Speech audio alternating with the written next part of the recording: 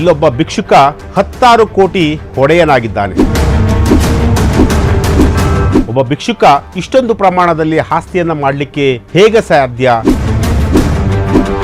ಭಿಕ್ಷೆಯನ್ನ ಬೇಡ್ಕೊಂಡು ಕೋಟಿ ಕೋಟಿ ಹಣವನ್ನ ಸಂಪಾದನೆ ಮಾಡಿದ್ದಾನೆ.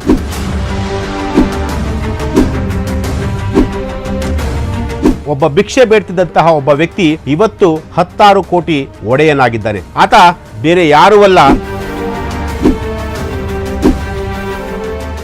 ನಮಸ್ಕಾರ ವೀಕ್ಷಕರೇ, ಫ್ರೀಡಮ್ ಟಿವಿಗೆ ಸ್ವಾಗತ. ನಾನು ಅಶ್ವಥ್.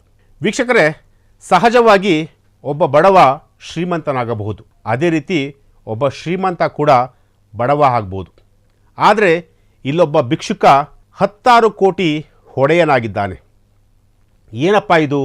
ಒಬ್ಬ ಭಿಕ್ಷುಕ ಇಷ್ಟೊಂದು ಪ್ರಮಾಣದಲ್ಲಿ ಆಸ್ತಿಯನ್ನು ಮಾಡಲಿಕ್ಕೆ ಹೇಗೆ ಸಾಧ್ಯ? ಯಾಕೆಂತಂದರೆ ಸಾಮಾನ್ಯವಾಗಿ ಯಾರೇ ಒಬ್ಬ ವ್ಯಕ್ತಿ ಎಲ್ಲೇ ಒಂದು ಕಡೆ ಕೆಲಸ ಮಾಡಿದ್ರೂ ಕೂಡ ಆತ ಒಂದಷ್ಟು ಹಣವನ್ನು ಸಂಪಾದನೆ ಮಾಡಲಿಕ್ಕೆ ಮಾತ್ರ ಸಾಧ್ಯ ಇರುತ್ತೆ. ಆದರೆ ಇಲ್ಲೊಬ್ಬ ವ್ಯಕ್ತಿ ಭಿಕ್ಷೆಯನ್ನು ಬೇಡ್ಕೊಂಡು ಕೋಟಿ ಕೋಟಿ ಹಣವನ್ನು ಸಂಪಾದನೆ ಮಾಡಿದ್ದಾನೆ.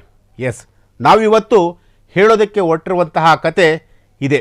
ಅಂದರೆ ಒಬ್ಬ ಭಿಕ್ಷೆ ಬೇಡ್ತಿದ್ದಂತಹ ಒಬ್ಬ ವ್ಯಕ್ತಿ ಇವತ್ತು 10 ಕೋಟಿ ಒಡೆಯನಾಗಿದ್ದಾನೆ. ಆತ ಬೇರೆ ಯಾರೂ ಅಲ್ಲ, ಭರತ್ ಜೈನ್ ಅಂತೇಳಿ. ಎಸ್, ಭರತ್ ಜೈನ್ ಮೂಲತಃ ಮುಂಬೈ ಮೂಲದವನು. ಈಗಾಗಲೇ ಈತ ಸುಮಾರು 15 ವರ್ಷದಿಂದಲೂ ಕೂಡ ಭಿಕ್ಷಾಟನೆಯಲ್ಲೇ ತೊಡಗಿಕೊಂಡಿರುವಂತಹದ್ದು.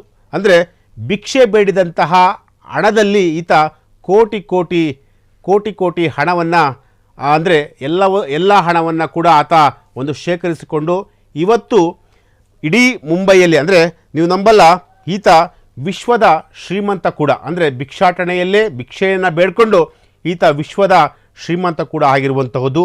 ನೀವು ನಂಬಲ್ಲ, ಈತ ಪ್ರತಿ ತಿಂಗಳು 50ರಿಂದ 75 ಸಾವಿರದಷ್ಟು ಹಣವನ್ನು ಸಂಪಾದನೆ ಮಾಡ್ತಾಯಿದ್ದ. ಅಂದರೆ ಅದು ಯಾವ ರೀತಿ ಅಂತಂದರೆ ಭಿಕ್ಷೆ ಬೇಡುವಂತಹ ಮೂಲಕ ಸುಮಾರು 70ರಿಂದ 75 ಸಾವಿರ ಹಣವನ್ನು ಸಂಪಾದನೆ ಮಾಡ್ತಿದ್ದ.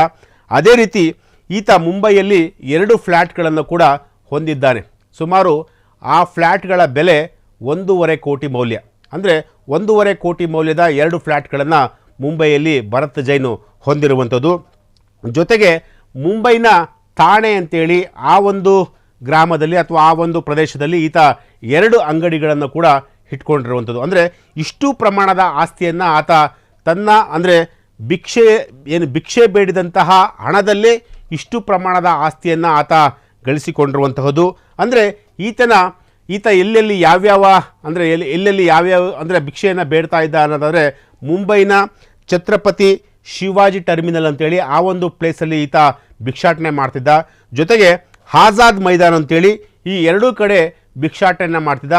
ಪ್ರತಿ ತಿಂಗಳು ಏನಿಲ್ಲ ಅಂದರೂ ಕೂಡ 50ರಿಂದ 75 ಸಾವಿರ ಹಣವನ್ನು ಈತ ಭಿಕ್ಷೆ ಬೇಡುವ ಮೂಲಕ ಹಣವನ್ನು ಸಂಪಾದನೆ ಮಾಡ್ತಿದ್ದ. ಜೊತೆಗೆ ಏನಪ್ಪ ಅಂತಂತಂದರೆ ಈತ ಒಂದಷ್ಟು ಹಣವನ್ನು ಬೇರೆ ಬೇರೆ ರೀತಿಯಲ್ಲೂ ಕೂಡ ಇನ್ವೆಸ್ಟ್ಮೆಂಟ್ ಮಾಡ್ತಾ ಇದ್ದ ಅನ್ನೋ ಒಂದು ಮಾಹಿತಿ ಕೂಡ ಈಗ ಸಿಕ್ಕಿರುವಂತಹದ್ದು. ಜೊತೆಗೇನಪ್ಪ ಅಂತಂದರೆ ಭರತ್ ಜೈನ್ ಅವರ ಹಿನ್ನೆಲೆಯನ್ನು ನೋಡಿದರೆ ಭರತ್ ಜೈನ್ ಕೂಡ ಒಬ್ಬ ಸಾಮಾನ್ಯ ಕುಟುಂಬದಿಂದ ಬಂದಂಥವನು.